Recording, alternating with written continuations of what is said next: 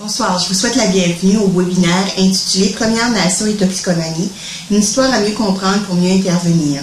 Ce webinaire est offert par Lisa Electin. Elle est travailleuse sociale, détentrice d'une maîtrise en travail social et est actuellement étudiante au doctorat à l'Université Laval.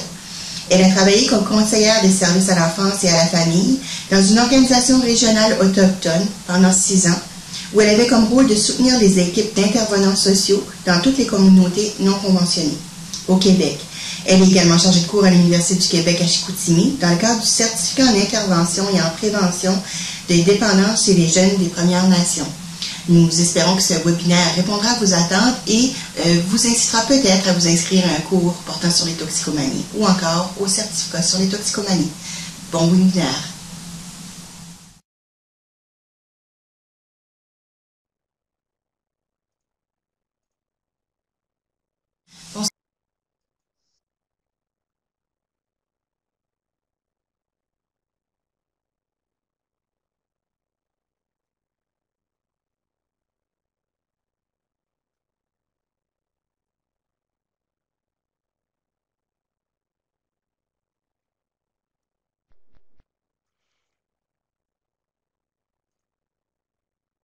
Alors, bonsoir tout le monde. J'espère que vous allez bien et que vous m'entendez bien. Je vois qu'il y a quelques personnes parmi vous qui ne voient rien, donc j'espère que ça va se rétablir. Donc, avant de débuter le webinaire, je tiens à vous dire qu'étant donné le grand nombre de personnes, on m'a indiqué que vous deviez poser vos questions par écrit dans la boîte de conversation qui se trouve à gauche, donc sans lever la main et sans l'utilisation de votre micro. Et si jamais j'arrive pas à répondre à toutes les questions ou que vous souhaitez recommuniquer avec moi par la suite, vous avez également mon adresse courriel. Alors, c'est un privilège pour moi d'aborder les réalités autochtones ce soir avec vous. Ce sont des réalités qui sont souvent méconnues et aussi régulièrement empreintes de préjugés ou de présupposés. Parce que même sans le vouloir, on entend souvent parler des peuples autochtones à la négative, que ce soit par les difficultés sociales, par les conditions de vie difficiles que plusieurs communautés vivent. On entend aussi dans les médias ou même dans notre entourage des situations où les Autochtones sont dépeints comme une population passive ou une population dépendante. Alors, c'est souvent cette image-là qui nous reste en tête. Mon souhait ce soir avec vous, c'est d'aborder les réalités autochtones sous un autre regard. Donc, vous faire voir qu'à travers les difficultés, il y a aussi beaucoup de force et de richesse sur lesquelles on peut s'appuyer en intervention. Je vais évidemment m'attarder un peu plus à la situation du Nouveau-Brunswick dans le cadre de ce webinaire, mais pour ceux qui sont au Québec et qui souhaiteraient là, avoir des informations complémentaires, vous pouvez m'écrire par courriel et ça va me faire plaisir de vous répondre. Alors, l'une des premières choses à faire dans une approche respectueuse et décolonisatrice, c'est de reconnaître le territoire sur lequel on est situé. Pour ma part, je suis présentement dans la ville de Québec, sur le territoire des Hurons-Wendat, mais qui était aussi occupé traditionnellement par la Confédération des Abénaquis et des Wabanakis et également des Malécites.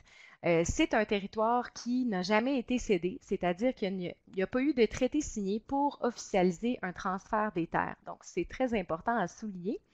Et pour votre part, vous êtes plusieurs à être au Nouveau-Brunswick, donc sur le territoire traditionnel non cédé des Wolastoqiyik ou des Malécites et des Mi'kmaq.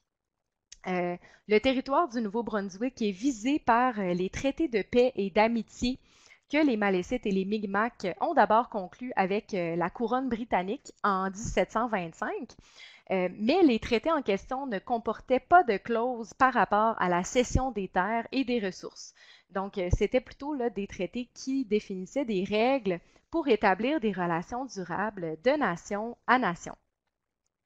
Donc, je vous souhaite la bienvenue, peu importe le territoire sur lequel vous êtes situé, mais rappelez-vous que c'est probablement un territoire autochtone qui n'a pas été cédé. Alors, pour les objectifs du webinaire, il y en a 4 plus particulièrement. Donc, c'est de comprendre les réalités des Premières Nations à travers l'histoire, de comprendre le contexte social de vie dans les communautés des Premières Nations, d'identifier les problématiques actuelles liées à la toxicomanie et finalement aborder un petit peu avec vous là, des pistes de réflexion ou d'intervention. Alors, ici, comme vous pouvez voir sur la carte, on retrouve la nation Mi'kmaq qui est représentée par les 9 points jaunes et vous voyez aussi la nation Malécite qui est représentée par les points mauves. Vous voyez aussi dans le bas de la carte un petit point orange qui représente le peuple Peskodumukadi, qui est aussi signataire des traités de paix et d'amitié du Nouveau-Brunswick et qui a entamé des négociations officielles avec le gouvernement fédéral pour être reconnu comme une communauté autochtone au même titre que les autres. Sachez qu'il y a aussi environ 30 000 autochtones au Nouveau-Brunswick, ce qui représente à peu près 4 de la population de la province. Il y a environ 40 des Premières Nations, que l'on appelle souvent Indiens inscrits dans les statistiques, donc ceux qui ont un statut de Première Nation. Il y a environ 40 d'entre eux qui vivent hors communauté. Donc, ces personnes vont résider là, majoritairement dans les grandes villes, donc Fredericton, Moncton, Saint John, Campbellton, Miramichi, Bathurst et Edmundston. Par contre, il faut aussi voir qu'il y a quand même 60 des Premières Nations qui vont résider, elles, au sein de leur communauté. Les Mi'kmaq et les Malécites font partie de la grande famille des Algonquiens qui regroupe à peu près 40 nations différentes au Canada et qui avaient un mode de vie traditionnel nomade. Les Mi'kmaq, de leur côté, font partie des premiers occupants de la région atlantique canadienne et ils se déplaçaient sur le territoire en fonction de leurs activités de subsistance, donc chasse, pêche, de leurs besoins et des différentes périodes de l'année. Et les Malécites, de leur côté, habitent depuis très longtemps dans la vallée du fleuve Saint-Laurent et avaient aussi un mode de vie nomade. Donc, ils vivaient de chasse et de pêche, mais ils cultivaient aussi le maïs, le haricot, la courge et le tabac. Et à certains endroits où il y avait une abondance de ressources, les Malécites avaient aussi construit des petits villages là, semi-permanents. Ce qui est intéressant aussi de savoir, c'est que l'organisation sociale des peuples algonquiens est organisée autour de la famille dite nucléaire. Pour les Occidentaux, la famille nucléaire, c'est souvent l'enfant avec le parent, donc un très petit noyau de personnes. Mais pour les peuples algonquiens, c'est composé des enfants, des parents, mais aussi des grands-parents et parfois aussi des membres de la famille élargie. Il y a aussi une grande flexibilité au niveau des liens familiaux. Par exemple, les enfants n'appartiennent pas aux parents, ils font partie de leur communauté, se sont considérés comme des personnes à part entière. Et l'éducation des enfants pouvait être assumée par différentes personnes, que ce soit les parents, les grands-parents ou les autres personnes de la famille élargie ou de la communauté. Donc, je voulais vous traduire ici à travers la carte du Nouveau-Brunswick qu'il y a des nations différentes, mais aussi des communautés différentes. C'est important de ne pas homogénéiser les situations et vraiment de faire preuve de nuance. Évidemment, je ne pourrai pas aborder la situation de chacune des communautés dans le cadre de ce webinaire, donc je vais vraiment m'en tenir là, à des réalités générales, mais sachez qu'il y a vraiment des différences là, entre chacune de ces communautés. Aussi, petit point à rappeler, c'est que ce soir, je vais aborder certaines problématiques comme la toxicomanie ou des problématiques qui sont associées, mais il ne faut pas oublier qu'il y a plusieurs membres des Premières Nations qui vont bien, qui n'ont pas des problèmes de dépendance, qui sont des leaders dans plusieurs domaines. Il n'y a jamais eu autant de Premières Nations dans les études supérieures, dans les postes importants, ou jamais eu autant de Premières Nations au niveau de l'implication politique à tous les niveaux. Donc, bref, il faut nuancer et ne pas partir avec le préjugé que tous les Autochtones vivent des problèmes sociaux importants. Alors, si on remonte un petit peu dans l'histoire, avant l'arrivée des Européens, les Premières Nations avaient leur propre système de fonctionnement en société. Ils avaient aussi leur propre système de gouvernance, leurs valeurs, depuis des millénaires. Donc, ce sont des nations qui étaient très diversifiées, qui le sont encore aujourd'hui, mais qui ont quand même une vision du monde qui peut être similaire. Et c'est important de comprendre cette vision du monde-là parce que ça peut également orienter nos interventions auprès de la clientèle autochtone. Alors, voici un exemple, un résumé de 7 principes qui unissent généralement les différentes nations autochtones. Le premier, c'est l'importance d'avoir un regard global et holistique. C'est directement lié à la survie sur de grands territoires, hein, donc de ne pas compartimenter la vie dans des cases et vraiment la voir dans son ensemble. Les Premières Nations vont aussi se dire que tout est interconnecté. Donc, il y a vraiment une importance qui est accordée aux droits collectifs et aux responsabilités collectives. Historiquement, par exemple, chaque personne d'une nation ou d'une communauté avait l'opportunité de développer une identité positive et ça incluait des rôles et des responsabilités de chaque personne au sein de la communauté. Donc, l'identité individuelle de la personne ne pouvait pas se séparer de la culture, de la famille, de la langue et de la collectivité. Donc, l'identité c'était vraiment un tout où on voit que tout le monde est interconnecté et où il faut considérer l'ensemble du groupe. Le deuxième principe, c'est la vision du monde qui est relationnelle et expérientielle. Donc, on va dire que la connaissance est relationnelle, elle est partagée avec tout ce que le Créateur a mis sur la Terre. Donc, avec le cosmos, avec les animaux, avec les plantes. Et on va dire en ce sens-là qu'on ne découvre pas, on partage une relation avec des personnes et avec des phénomènes. Et on peut voir aussi ça au niveau de l'intervention. Donc, on crée un nouveau nous qui n'existait pas avant qu'on rentre en relation et on est responsable de ce nous-là que l'on a créé. Par rapport à l'aspect relationnel qui est très important, c'est d'ailleurs la raison pour laquelle plusieurs Premières Nations vont terminer leur phrase par All my relations, qui est un rappel de qui on est en relation avec les autres, mais aussi en relation avec l'ensemble des éléments qui nous entourent. Le troisième principe, c'est qu'il y a plusieurs vérités et réalités et qui dépendent des expériences individuelles et collectives. Donc, c'est important de considérer l'expérience des personnes et c'est vu comme une forme de savoir qui est légitime. Par exemple, en contexte autochtone, on ne peut pas uniquement se fier à des statistiques qui présentent une certaine réalité. Il faut aussi aller voir les gens, aller voir comment ils vivent concrètement les choses de leur côté et réaliser qu'il n'y a pas une façon unique d'analyser le monde. Bref, chaque paire de lunettes qu'on prend pour regarder la vie est importante à considérer et vous allez voir que c'est aussi quelque chose qui se transpose dans l'intervention. Donc, si, par exemple, on est en relation d'aide et que notre point de départ, ce sont nos propres valeurs, notre vision du monde, c'est évident qu'on a des biais. Nous ne sommes jamais neutres parce qu'on a aussi en intervention notre propre expérience et notre propre réalité. Alors, pour les peuples autochtones, c'est important d'aller vers l'autre, donc d'analyser sa paire de lunettes sur la vie et aussi son expérience individuelle et collective. Le quatrième principe, c'est que tout est vivant, que ce soit les animaux, les plantes, les roches, les montagnes, même parfois le vent est vu comme étant vivant. Il faut donc accorder un respect à toute chose. Le cinquième principe vient dire que tout est égal, donc, ou devrait l'être. Donc, tout devrait être en harmonie et l'être humain n'a pas nécessairement une autorité hiérarchique sur le reste de l'environnement qui l'entoure. Le but de l'être humain est donc de vraiment maintenir l'équilibre dans cet environnement.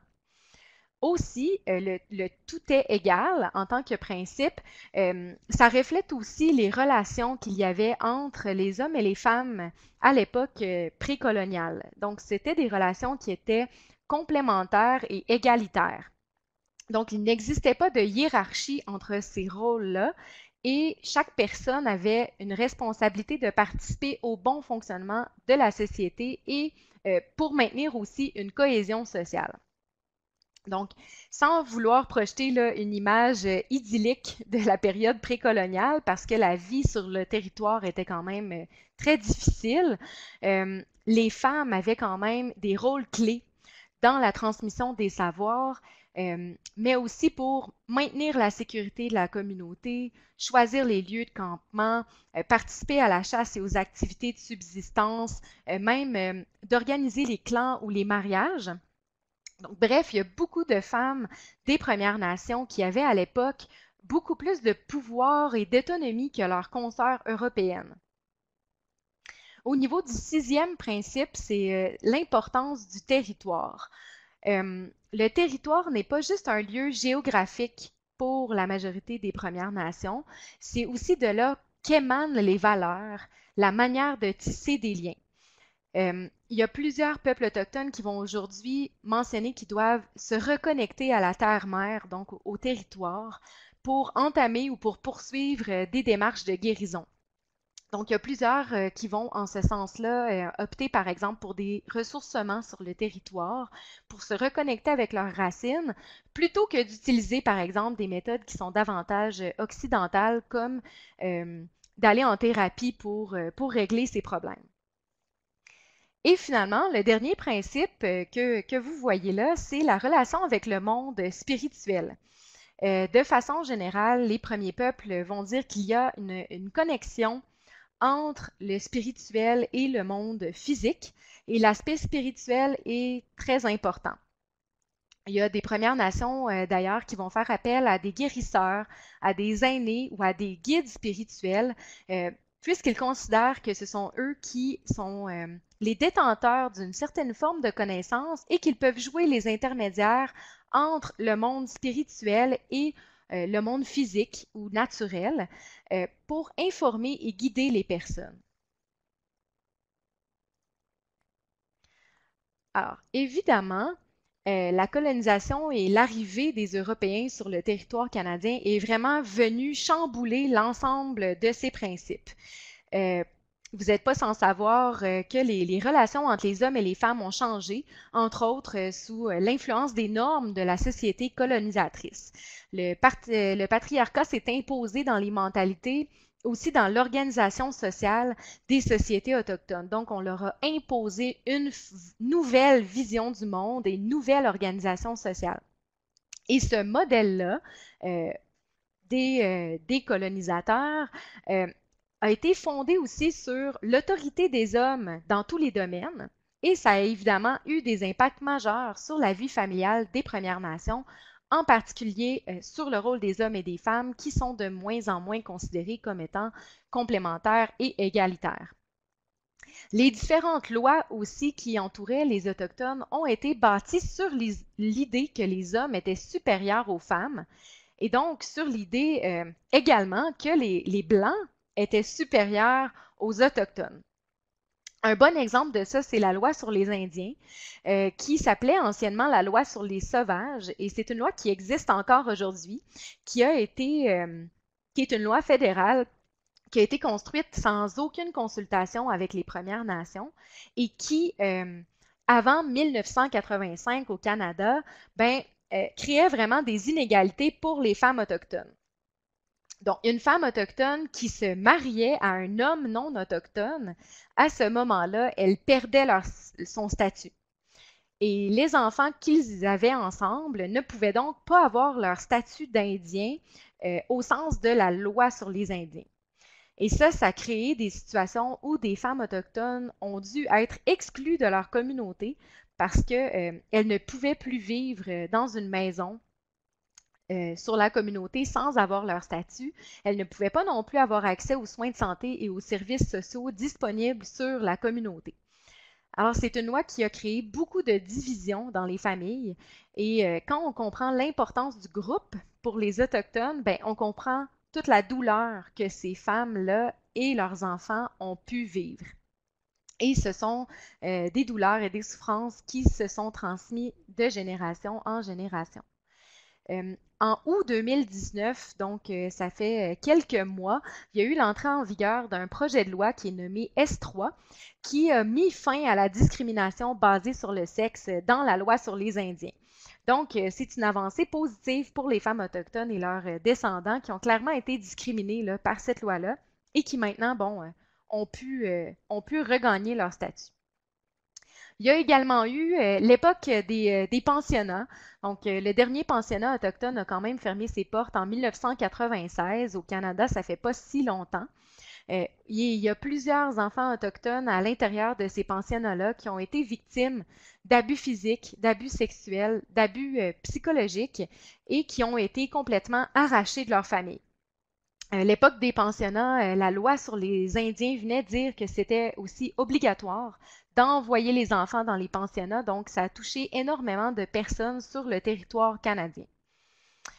On retrouve la plupart des pensionnats dans les 4 provinces de l'Ouest et les territoires. Il y en a aussi en Ontario et au Québec. Le Nouveau-Brunswick et l'île du Prince-Édouard ne disposaient pas de telles écoles de façon officielle. Pourquoi? Bien parce que le gouvernement estimait que les Autochtones au Nouveau-Brunswick et à l'île du Prince-Édouard étaient déjà suffisamment assimilés à la culture euro-canadienne et donc qu'on n'avait pas besoin d'autres politiques assimilatrices pour venir tuer les Indiens dans les enfants, ce qui était l'objectif des pensionnats. Par contre, ce que l'on sait, c'est qu'il y a quand même des images d'archives qui représentent une école résidentielle dans les environs de Woodstock, au Nouveau-Brunswick. Et il y a aussi d'autres écrits qui permettent d'affirmer qu'il y a environ 2000 enfants autochtones du Nouveau-Brunswick, âgés entre 6 et 16 ans, qui ont séjourné au pensionnat de Shubenacadie en Nouvelle-Écosse, qui lui a été ouvert là, de 1930 à 1967. Pardon. Il y a aussi eu beaucoup d'autres politiques qui visaient à contrôler les Autochtones. Je ne les mentionnerai pas tous ici. Mais par exemple, il y a eu des lois pour interdire les cérémonies autochtones, les danses autochtones. Il y a aussi eu des règlements pour restreindre les déplacements des Autochtones qui ne pouvaient pas sortir de leur communauté sans une permission accordée par un agent de l'État. Alors, on voit que le contrôle se faisait vraiment à différents niveaux. Parmi ces politiques de contrôle et de régulation, il y avait notamment des lois qui contrôlaient la vente, l'usage, la consommation de substances ou même l'ivresse. Et c'était des lois qui s'appliquaient uniquement pour les populations autochtones. Au Canada, l'alcool, d'abord, ben, c'était un produit d'échange qui était peu coûteux contre les fourrures, donc à l'époque du début de la colonisation. Et ben, il faut se rappeler qu'avant le contact avec les Européens, l'alcool n'était pas connu des peuples autochtones. Il y a eu plusieurs règlements et plusieurs modifications à la loi. Un premier règlement concernant la vente d'alcool aux Autochtones a été édicté en 1636, donc ça date pas d'hier, et ça imposait aux Indiens trouvés ivres de révéler le nom de leur fournisseur. Donc, ils devaient mentionner le nom. En 1664, il y a eu ensuite une directive de faire arrêter les Autochtones ivres et ça les obligeait à révéler le nom des coupables qui leur avaient fourni l'alcool et à ce moment-là, on les emprisonnait s'ils refusaient d'obéir. Donc, on utilisait l'incarcération pour obtenir des informations. En 1668, on impose une nouvelle politique de régulation de l'alcool, soit le contrôle de l'ivresse. Donc, à ce moment-là, c'était possible de vendre de l'alcool aux Autochtones et les Autochtones ont le droit d'en acheter, mais par contre, ils n'ont pas le droit d'être ivres. En 1874, tout Indien qui était trouvé ivre était passible d'une peine d'emprisonnement maximale d'1 mois. Ensuite, il y a eu l'Acte des Sauvages de 1876 qui interdisait à ce moment-là aux Indiens de posséder une substance enivrante dans une réserve. Donc, une réserve, c'est une communauté autochtone. Et l'adoption de ces dispositions-là, ça visait, on se disait à cette époque qu'on voulait protéger les Indiens contre la mauvaise influence des boissons intoxicantes. Donc, on voit vraiment ici l'infantilisation des Autochtones.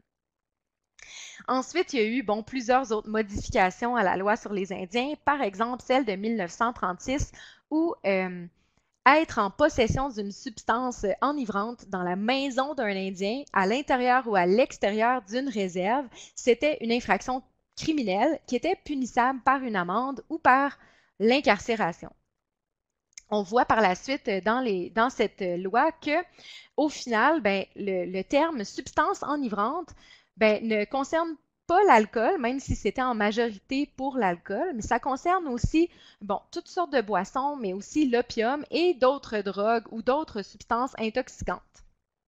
Bref, ce qu'on peut voir ici, c'est que l'État a vraiment assuré un contrôle de plus en plus grand par rapport à la consommation de substances et même par rapport à la possession. Ces dispositions-là ont été abrogées, donc ont été enlevées de la loi sur les Indiens en 1985, ce qui fait en sorte qu'il y a peut-être encore plusieurs personnes autochtones qui ont 35-40 ans aujourd'hui et qui ont pu vivre à cette époque de contrôle assez intensif sur la consommation d'alcool et d'autres drogues. Par rapport aux conséquences de la colonisation maintenant, ben, les politiques colonialistes et assimilatrices qui ont eu cours pendant plusieurs décennies, évidemment, ça a considérablement miné les droits fondamentaux des peuples autochtones. Ces politiques-là ont entraîné l'adoption de plusieurs lois qui ont amoindri, je dirais, et presque anéanti la capacité des Autochtones à une certaine époque de décider de leur avenir, autant à titre de groupe culturel distinct que comme individu. Et la dépossession territoriale et la mise sous tutelle, parce que, bon, la loi sur les Indiens, elle existe encore et on considère encore les Autochtones comme étant des mineurs au sens de la loi, ben, tout ça, ça a contribué à construire une représentation des peuples autochtones comme étant infantilisés, passifs, dépendants de l'État, etc. L'ensemble des politiques a aussi profondément transformé. Je vous parlais tout à l'heure de la famille, mais ça a transformé aussi les dimensions économiques, politiques, sociales, culturelles et spirituelles des peuples autochtones. Et l'imposition d'une vision du monde, de valeurs différentes, de lois différentes, ça a eu de multiples conséquences. Par exemple, bon, la pauvreté, les conditions socio-économiques difficiles, les hauts taux de suicide, la surreprésentation carcérale, le taux d'enfants autochtones pris en charge par les services de protection de l'enfance, les hauts taux de décrochage scolaire, les hauts taux de violence conjugale et familiale, la victimisation à plusieurs niveaux, bref, la souffrance vécue par plusieurs familles autochtones. Et il ne faut pas voir les conséquences de la colonisation comme quelque chose d'un lointain passé. C'est encore très présent aujourd'hui et les problématiques sociales contemporaines sont intimement liées à cette histoire coloniale. Si on rentre maintenant plus spécifiquement dans le thème des toxicomanies, la prévalence de la consommation excessive de substances psychoactives, ben, ça peut être compris comme une manifestation de la détresse émotionnelle, de la souffrance, de la détresse psychologique collective qui affecte les peuples autochtones et qui est une conséquence des politiques assimilatrices qui leur ont été imposées. Il y a certains auteurs qui vont aussi dire que le fait de consommer, c'est une des manières pour certains peuples autochtones de résister aux politiques et aux contrôles qui étaient faits par les colonisateurs en la matière. Bref, on sait que la consommation, de façon générale, c'est une problématique importante en contexte autochtone, mais il y a par contre très peu de données. Par exemple, il y a plusieurs données récentes qui ne font aucune distinction entre la consommation des Autochtones et des non-autochtones. Donc, l'appartenance ou l'identité autochtone est peu comptabilisée dans plusieurs études. Il y a aussi un manque d'études longitudinales, c'est-à-dire des études qui s'étendent sur une longue période. Et ça fait en sorte que c'est parfois difficile de savoir si la situation s'améliore ou si elle se détériore avec le temps. Aussi, il y a des recherches statistiques qui ont souvent été menées dans des provinces spécifiques, parfois aussi dans des nations ou dans des communautés en particulier, ce qui ne permet pas toujours d'avoir une vision globale au niveau de la prévalence de la consommation de substances psychoactives. Si je peux vous donner un exemple, les données les plus récentes que l'on peut retrouver de Statistique Canada pour la consommation de nicotine et d'alcool chez les Autochtones au Nouveau-Brunswick datent de 2011-2012. Donc, ça date de quand même plusieurs années. Et pour ceux d'entre vous qui sont en intervention en toxicomanie, on le sait qu'à travers 5 ou 6 ans, les habitudes de consommation peuvent beaucoup changer. Ce que l'on sait par contre des différentes études qui concernent d'abord plus spécifiquement l'alcool, ce que vous voyez dans la diapositive ici, c'est que c'est la dépendance principale chez les Premières Nations. La consommation abusive d'alcool est plus fréquente chez les Autochtones que chez les non-autochtones. On sait aussi que les problèmes de santé physique et les problèmes sociaux qui sont liés à l'alcool, on les observe aussi plus fréquemment au sein des communautés autochtones que dans le reste de la population générale. Par exemple, quand on regarde les décès dus à la consommation excessive d'alcool chez les Autochtones au Canada, son nombre est presque 2 fois supérieur à celui de la population générale. Ces données-là englobent les suicides et aussi les morts accidentelles liées au niveau d'intoxication de la victime. Et chez les personnes autochtones qui sont aux prises avec une dépendance à l'alcool, le taux de suicide est 6 fois plus élevé que celui du reste de la population. Ce qui est important aussi à retenir dans les statistiques et qu'on entend un peu moins parler, c'est que les problèmes reliés à l'alcool ne sont pas de la même ampleur d'une communauté à l'autre et d'un individu à l'autre. Ce que les statistiques nous disent, c'est qu'il y a aussi environ 30% des Premières Nations qui se disent totalement abstinents à l'alcool par rapport à 24% de la population non autochtone.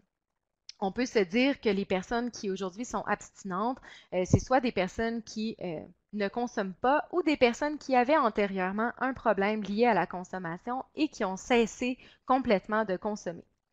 Bref, on peut affirmer que les personnes issues des Premières Nations sont proportionnellement plus nombreuses à avoir des problèmes liés à l'alcool, mais plusieurs ne consomment pas d'alcool ou ont cessé de consommer. Donc, on peut aussi se dire que plusieurs d'entre eux boivent tout de même de façon raisonnable.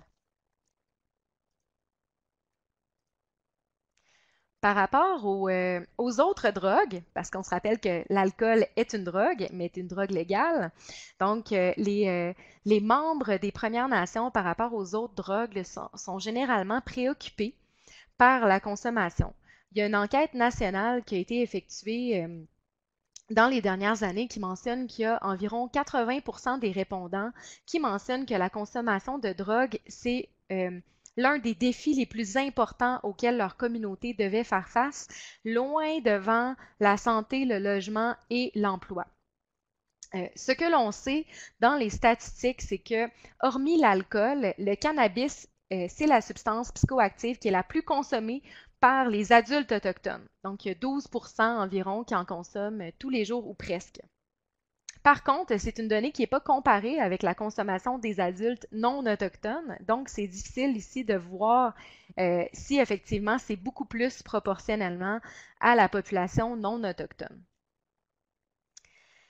Il y a une recherche qui a été menée aussi auprès des communautés des Premières Nations dans la région de l'Atlantique en 2016 et on voit que les jeunes autochtones sont plus nombreux à consommer du cannabis tous les jours, toutes les semaines ou tous les mois quand on compare la consommation là, avec les jeunes non autochtones. Par contre, il faut quand même demeurer critique quand on regarde ces statistiques-là. Ce n'est pas parce qu'un jeune consomme du cannabis une fois par mois ou une fois par semaine qu'on peut affirmer sa dépendance au cannabis, ni conclure que le jeune vit des problèmes liés à sa consommation. Donc, il faut quand même être prudent. Ce que nous dit aussi cette même enquête, c'est que les autres drogues les plus consommées en contexte autochtone dans les 12 mois qui précédaient l'enquête, ce sont les sédatifs, les opioïdes, la cocaïne, les amphétamines, les hallucinogènes et les inhalants, et ce sont des pourcentages qui se situent entre 2 et 11%. Depuis les dernières années, on entend aussi de plus en plus parler des surdoses par opioïdes dans les communautés autochtones, notamment suivant la consommation de fentanyl. Il a d'ailleurs été reconnu par plusieurs instances régionales dans les dernières années là, que la dépendance aux opiacés et les dommages qui en découlent, c'est vraiment des problèmes nouveaux en matière de toxicomanie auxquels il faut intervenir. Vous n'êtes pas sans savoir que c'est aussi des enjeux qui se retrouvent dans la population non autochtone.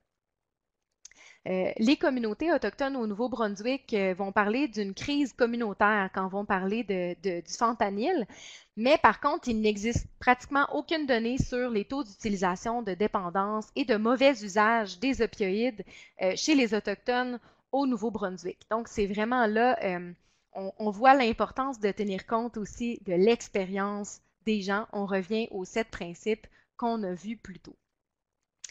Vous avez peut-être entendu, par exemple, parler de la mort d'une jeune femme à Burnt Church First Nation, qui est proche de Miramichi, qui est décédée à l'âge de 35 ans là, par une surdose de fentanyl.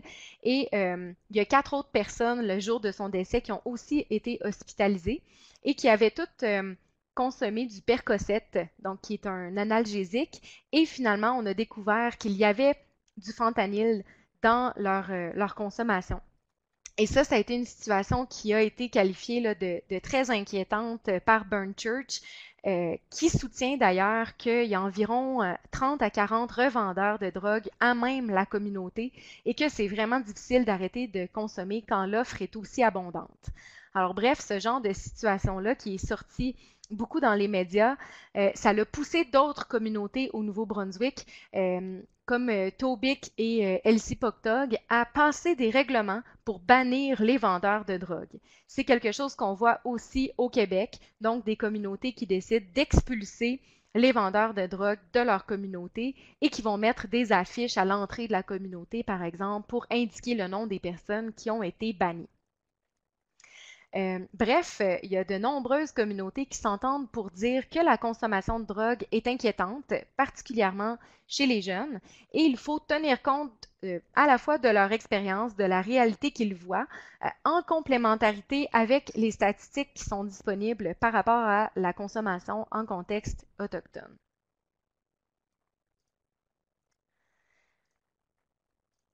Alors, la consommation de substances en contexte autochtone, elle est souvent imbriquée ou fortement interreliée avec d'autres problématiques sociales. Vous allez probablement vous dire que la consommation dans tous les milieux, même chez les non-autochtones, elle est également liée à d'autres problématiques. C'est vrai, mais en contexte autochtone, ces autres problématiques se retrouvent plus souvent. Évidemment, il n'y a pas de cause à effet, c'est beaucoup plus complexe que ce qui est illustré par l'image que vous voyez en ce moment. Mais c'est pour vous donner un aperçu ici et pour souligner l'importance de ne pas intervenir que sur une problématique de consommation sans considérer le point de vue global de ce qui se passe autour.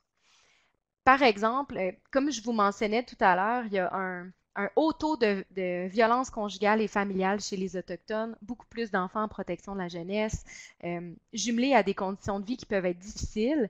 Et ce sont des problématiques qui sont souvent liées à la consommation de substances et ce sont des problématiques qui s'influencent et qui agissent les unes sur les autres. Par exemple, si on prend la consommation d'alcool ou de drogue est souvent très présente dans les situations de violence familiale en contexte autochtone. À son tour, cette situation-là peut mener à l'intervention des services de protection de l'enfance ou des services policiers et qui vont peut-être même mener à l'incarcération d'un des membres de la famille. Et à leur tour, ces interventions-là dites d'autorité, ça crée des bouleversements dans les familles et ça peut aussi augmenter le stress, ce qui va à son tour contribuer à augmenter la consommation d'alcool ou d'autres drogues. Cette consommation-là peut ensuite, à son tour, amplifier les problèmes financiers ou les problèmes de santé mentale vécus au sein de la famille.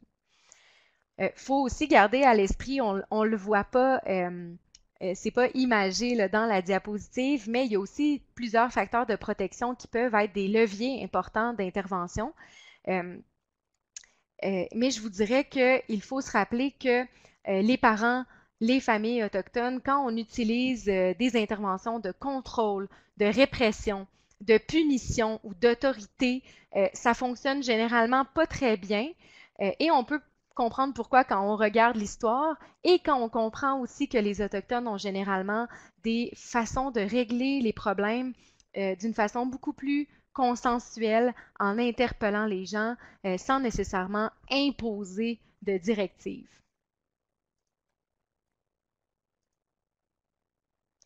Alors, au niveau de l'intervention maintenant, je pourrais vous en parler pendant plusieurs heures, donc j'ai vraiment décidé de choisir des concepts très généraux ici à vous présenter. Euh, D'abord, le premier, c'est de comprendre la réalité historique. Et pas juste l'histoire des Premières Nations, comme je vous ai présenté un petit peu en début de webinaire, mais aussi l'histoire de la communauté de la personne, l'histoire de sa nation. Et je vous le dis, c'est vraiment aidant pour comprendre les liens entre les familles, entre les clans, mais aussi les tensions historiques qui peuvent exister entre eux. Les Premières Nations vont aussi souvent dire qu'il faut tenir compte des 7 générations antérieures et des 7 générations futures. Donc, en intervention, on ne peut pas juste être dans l'ici et maintenant. Il faut aussi comprendre et intégrer l'histoire dans nos interventions sur le plan social. Il faut aussi opter pour une analyse globale de la situation de la personne, donc ses forces et ses difficultés sur les plans physiques, psychologiques, émotionnels et spirituels. Je reprends ici les 4 éléments de la roue de médecine qui est très présente chez les peuples autochtones et qui est souvent aussi un outil qui est utilisé dans l'intervention. Donc, souvent, on a tendance à oublier un peu le côté physique ou le côté spirituel dans l'intervention, mais c'est vraiment important de se rappeler que si on veut avoir une approche globale, il faut aussi considérer ces deux aspects. Il y a aussi l'importance de ne pas avoir toujours comme point de départ le problème. Donc, vraiment d'agir à différents niveaux et de façon globale. Donc, d'agir sur l'ensemble des problématiques plutôt que de se concentrer sur une seule. Il y a aussi, et ça, c'est l'un des défauts que l'on a tous quand on arrive pour intervenir avec les peuples autochtones, c'est souvent de se positionner en tant qu'expert ou en tant que sauveur. Donc, c'est important de se dire qu'on ne va pas travailler sur communauté pour les sauver, pour apporter nos solutions à leurs problèmes. Donc, ils ont leurs solutions, leurs idées de solutions. Il faut prendre le temps de les considérer et ne pas arriver avec toutes nos bonnes idées sans tenir compte du contexte. Par exemple, la réduction des méfaits est très populaire un peu partout. On sait que ça donne des résultats. Par contre, il y a plusieurs communautés autochtones qui ne sont pas encore ouvertes à la réduction des méfaits et leurs interventions sont plutôt orientées vers l'abstinence. Il ne faut pas penser qu'on va arriver sur une communauté en voulant tout changer parce qu'il s'agit d'une posture colonisatrice et assimilatrice et paternalisante qu'ils ont beaucoup trop vécu par le passé. Et c'est souvent un réflexe inconscient qu'on peut avoir et qu'il faut absolument éviter. Je pense aussi que c'est également important d'être humble, d'être honnête sur les choses qu'on ne connaît pas, d'être curieux aussi, d'aller à la rencontre de l'autre sans penser qu'on n'a rien à apprendre. Et si vous travaillez un jour en relation d'aide avec les personnes issues des Premières Nations, vous allez peut-être aussi entendre parler des 7 grands-pères qui sont des enseignements sacrés. La sagesse, donc de reconnaître les conséquences de nos actions, l'honnêteté, l'amour, donc l'affection et le don de soi, le respect, donc honorer toutes les formes de vie, les enseignements traditionnels, la bravoure, donc le courage, la défense de droit, l'humilité et finalement la vérité, donc être digne de confiance, d'être authentique et de dire les vraies choses. Il y a aussi plusieurs auteurs autochtones qui vont souligner que la relation d'aide est un privilège. C'est vu comme étant un co-apprentissage dans une relation qui est égalitaire. On voit ici le retour aux 7 principes que l'on a vus en début de webinaire. Et en ce sens-là, l'aidant et l'aidé sont engagés dans une relation interdépendante et il n'y a pas a priori une très grande distance professionnelle entre eux.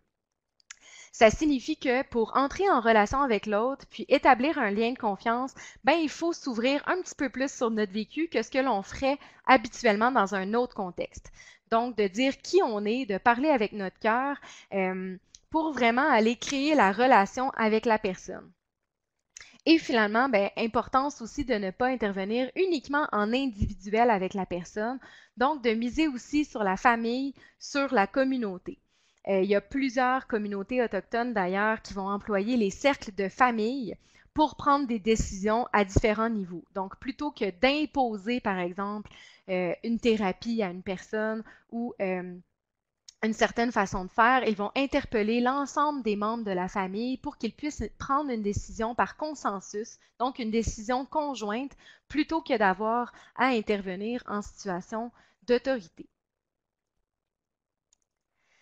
Et finalement, pour terminer le webinaire, je voulais vous présenter rapidement un outil qu'on peut utiliser pour mieux comprendre la réalité des personnes autochtones en essayant de faire une analyse la plus globale possible.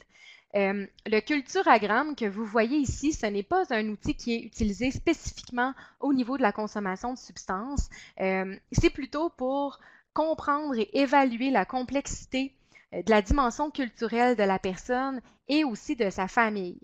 Et ça permet à ce moment-là aux gens de mettre en lumière les défis auxquels ils font face, puis aussi de souligner les manières par lesquelles ils vont résister aux différentes formes d'oppression qu'ils vivent. Et je trouve que c'est un outil qui est intéressant à utiliser puisqu'il reconnaît que les personnes issues d'une même communauté ou d'une même nation peuvent accorder une importance différente à leur héritage culturel. Et vous voyez dans le culturagramme que la consommation n'est pas nécessairement une cause et c'est un outil qui peut donc être utilisé en complémentarité avec d'autres outils qui visent à faire une évaluation plus spécifique de la consommation de substances. Par contre, cet outil-là, le culturagramme, ben, peut nous permettre de voir les forces de la personne, ses valeurs, ses croyances, mais aussi de prendre le temps d'explorer tout ça pour orienter l'intervention par la suite et ne pas se focusser uniquement sur les problèmes de consommation. Vous voyez ici plusieurs exemples de dimensions, si on veut, qu'il est possible d'aborder avec les personnes. Donc, par exemple, bon, qui fait partie de votre famille? Est-ce que vous êtes fier de vos origines autochtones? Est-ce que vous connaissez la culture et les traditions de votre nation? Par rapport aux valeurs familiales ou aux structures de pouvoir, par exemple, c'est quoi les attentes familiales par rapport aux hommes et aux femmes? Comment se partage le pouvoir dans la famille? C'est quoi le rôle de la personne dans sa communauté? Est-ce qu'elle a déménagé en milieu urbain ou a toujours vécu en milieu urbain? Comment ça se passe pour elle? Donc, c'est vraiment toutes des questions qui peuvent nous permettre de vraiment explorer de façon globale le vécu de la personne. Je vous ai mis, vous avez des références à la fin, mais vous voyez ici que le culturagramme a fait l'objet d'un article qui a été écrit par mon collègue Philippe Roy et moi-même en 2018. Donc, vous avez aussi accès à l'article si vous allez en ligne, où vous allez pouvoir voir d'où est parti le culturagramme et avoir aussi des idées de questions à poser aux personnes autochtones que vous allez rencontrer. Les questions sont parfois perçues comme étant intrusives, donc le but n'est pas non plus de poser une liste de questions en rafale aux personnes, mais c'est vraiment de trouver un moyen d'aborder la culture et les valeurs par une autre façon avec un outil qui est un peu plus concret. Alors voilà, j'ai dépassé un petit peu le temps qui m'était alloué dans les 45 minutes. J'espère que le webinaire vous a plu. J'espère aussi que ça vous a permis de déconstruire peut-être certaines idées préconçues par rapport aux Premières Nations et surtout que ça vous a donné envie d'aller à leur rencontre, d'être des alliés, d'avoir envie de décoloniser vos pratiques d'intervention, mais aussi d'en apprendre davantage sur l'intervention en contexte autochtone. Je vois qu'il y a une question ici par Madame Roussel qui mentionne est-ce que nous allons avoir accès au PowerPoint à la fin du webinaire? Je ne sais pas comment ça fonctionne habituellement. Pour ma part, je n'ai absolument aucun problème à ce que ce PowerPoint vous soit distribué. Si ce n'est pas automatique, pour ceux qui sont intéressés, là, je peux aussi vous l'envoyer par courriel si vous en faites la demande. Et je crois aussi que ce webinaire est enregistré et qu'il pourra être disponible aussi dans le futur. Ferguson pose la question à savoir si d'utiliser des termes dans la langue des Premières Nations, les insultes aussi, c'est vu comme une façon de démontrer l'ouverture. Je vous dirais que c'est vraiment vu de façon générale comme une manière de démontrer notre ouverture et d'apprendre à dire merci, d'apprendre à dire bonjour. Donc, vraiment, la base pour entrer en contact avec les personnes, ça leur donne déjà une idée qu'on a une certaine ouverture face à eux et qu'on fait l'effort d'aller vers eux. Moi, je trouve que c'est quelque chose de super important, par exemple, avec les Mi'kmaq, juste d'entrer en relation en disant, par exemple, Wulyak Sikpuk, donc de dire, bon, comment ça va, et de terminer en disant Welalin ou Welaliog, de dire merci. Ce sont différentes façons, je crois, de démontrer qu'on est ouvert et qu'on veut vraiment aller à leur rencontre. Donc, moi, j'aurais une petite tendance à dire que c'est une bonne chose. Je n'ai personnellement, j'ai voyagé beaucoup dans plusieurs communautés autochtones et je n'ai jamais vu personne qui a senti que c'était une insulte d'employer des mots de leur langue. Parfois, ça va les faire rire un peu parce que notre prononciation est pas top, mais c'est pas grave. Ça nous permet de se pratiquer un peu là, puis de répéter les mots au besoin. Il y a aussi une personne qui demande, est-ce qu'il y a une version anglaise de cette présentation? Non, elle est uniquement en français. Je n'ai pas fait de traduction. Par exemple, par contre, là, si vous voulez avoir le culturagramme en version anglaise, je sais qu'il existe. Mais pour tout le reste, là, malheureusement, je n'ai pas de version en anglais. Il y a une autre personne qui demande si j'ai de la documentation sur les populations autochtones de la Saskatchewan. Pas particulièrement. C'est sûr qu'au niveau de mes recherches, c'est surtout au niveau des Premières Nations au Québec. D'ailleurs, on devrait dire population autochtone en Saskatchewan parce qu'ils n'appartiennent pas nécessairement à la province. Ils appartiennent à leur territoire. Je n'ai pas spécifiquement des informations. J'ai des statistiques générales là, sur l'ensemble des provinces, mais je n'ai pas fait de recherche là, spécifiquement en Saskatchewan. Il y a une personne qui dit, bon, ma question est de savoir, est-ce que la colonisation n'est pas le premier facteur de la proportion? J'en comprends, bon, est-ce que la colonisation, c'est l'un des premiers facteurs qui explique la forte proportion de la consommation de substances? En fait, c'est l'un des premiers facteurs. En fait, l'histoire arrive en premier, mais évidemment, bon, c'est combiné à plusieurs autres facteurs. Mais évidemment que l'histoire, comme je vous l'ai présenté, ça a créé l'ensemble des bouleversements qui s'est passé par la suite. Puis, il ne faut pas oublier qu'avant la colonisation, on ne voyait pas de problème de consommation de substances chez les Premières Nations. Évidemment, bon, les textes n'existaient pas à ce moment-là pour en faire foi, mais l'alcool n'existait pas sur les territoires et les autres substances comme le tabac, par exemple, étaient utilisées pour des rituels. C'était considéré comme quelque chose de très sacré et on ne voyait pas nécessairement à ce moment-là des problèmes au niveau de la consommation. Donc oui, évidemment, il y a un lien direct entre ce que l'on peut voir aujourd'hui et dans toutes les problématiques sociales et le colonialisme qui est arrivé.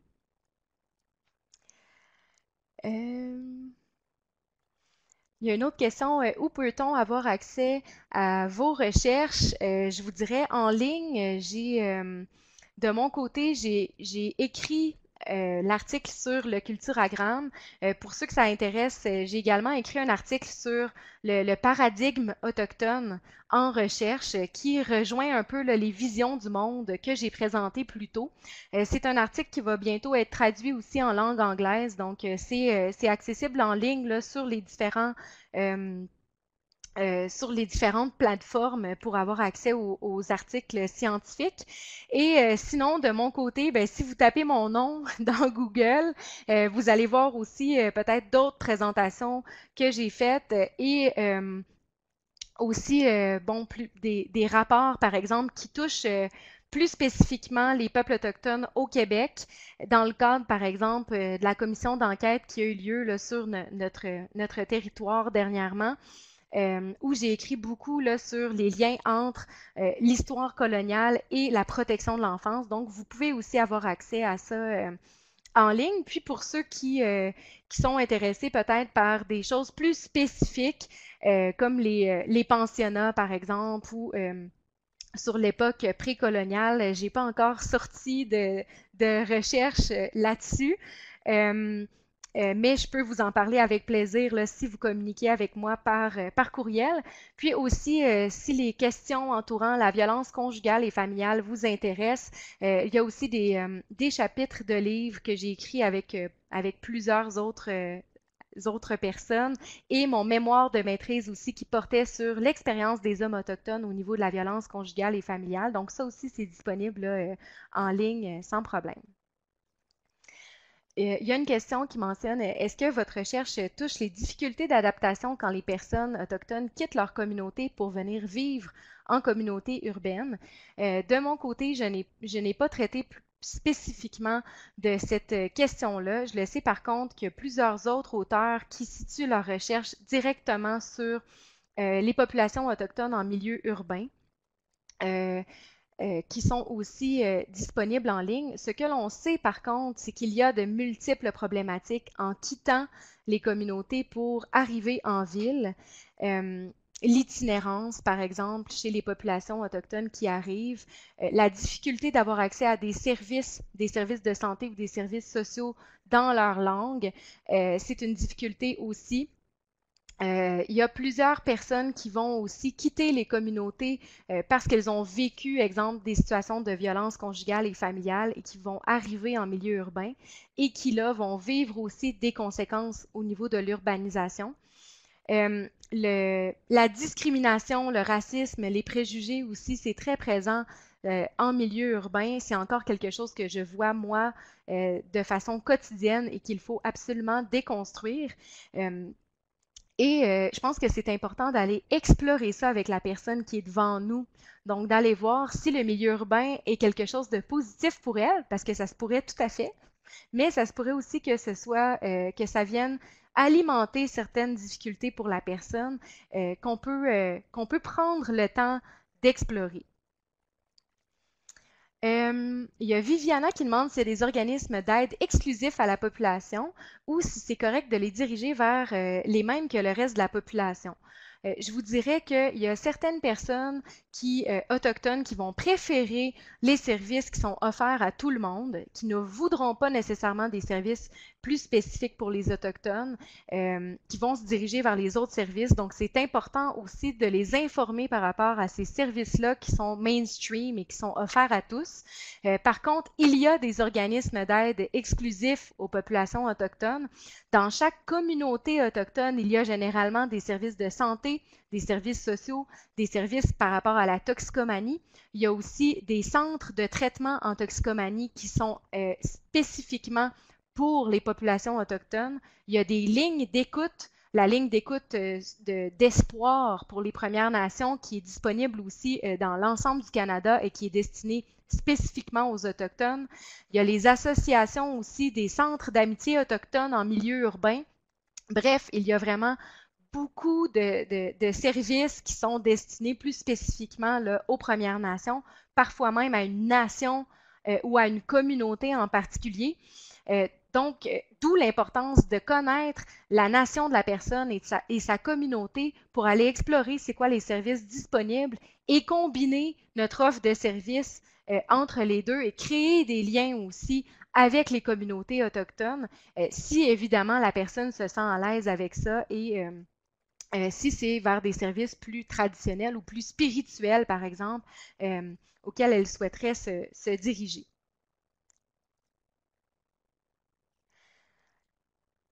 Alors, ben, je vous remercie tout le monde de vos belles questions et de votre écoute.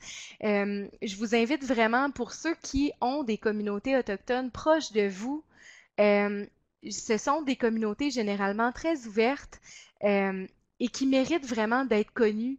Donc, je vous invite à aller mettre les pieds sur une communauté ou d'aller à la rencontre de familles ou de personnes autochtones. Et je pense que c'est l'une des façons de déconstruire nos préjugés et de vraiment voir toutes les belles valeurs, toutes les belles choses aussi qui se passent dans les communautés et toutes leurs forces pour pouvoir aussi à notre tour s'inspirer des belles choses qu'ils font. Donc, c'est pas juste d'adapter nos interventions et d'aller vers eux, c'est aussi de prendre ce qu'ils font de bien et aussi de voir comment on pourrait s'en inspirer nous. Alors, je vous laisse sur ces belles paroles. Je vous souhaite une belle soirée. Et pour ceux là, qui souhaiteraient avoir le PowerPoint, moi, je n'ai pas là, les courriels de tout le monde. Donc, envoyez-moi un courriel. Vous avez le mien là, dans le début de la conversation. Puis ça va me faire plaisir à ce moment-là là, de de vous partager la présentation. Alors, je vous souhaite une superbe soirée, puis au plaisir de vous revoir ou d'entendre parler de vous.